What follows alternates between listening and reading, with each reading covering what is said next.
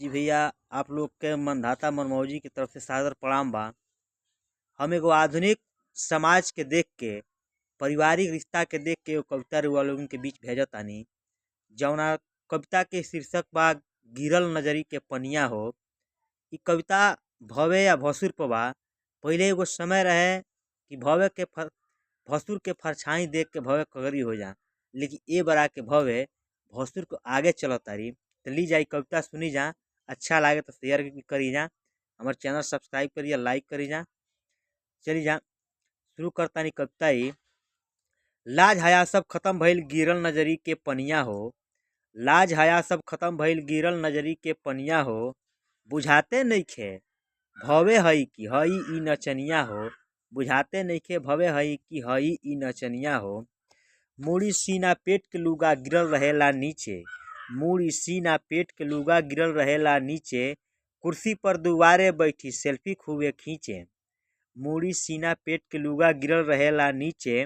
कुर्सी पर दुआरे बैठी सेल्फी खूबे खींचे। फोटो देखी लोगवा सब, फोटो देखी लोगवा पूछे केकर हई ई कनिया हो। लाज हया सब खत्म भइल गिरल नजरी के पनिया हो।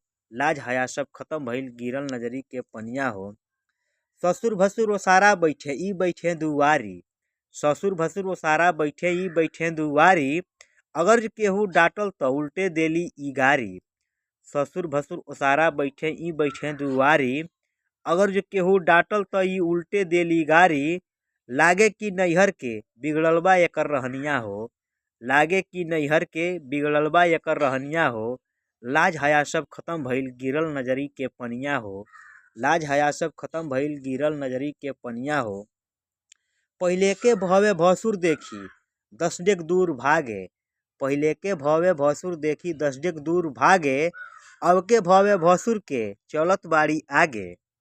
पहिले के भवे भसुर देखी 10 डेग दूर भागे। अब के भवे भसुर के चलत बाड़ी आगे। शान में हरदम रहेली, शान में हरदम रहेली भैली बड़की ई सनिया हो।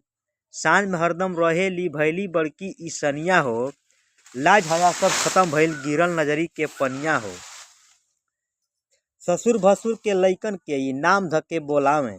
ससुर भसुर के लइकन के ई नाम धके बोलावे। नाही कहे रौरो ना जी कबो लगावे। ससुर भसुर के लइकन के ई ससुर भसुर के लइकन के ई नाम धके बोलावे।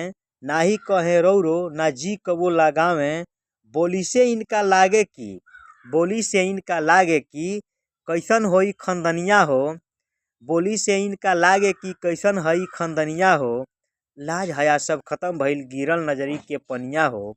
लाज हया सब खत्म भइल गिरल नजरी के पनिया हो। बुझाते नइखे भवे हई कि हई ई नचनिया हो। बुझाते नइखे।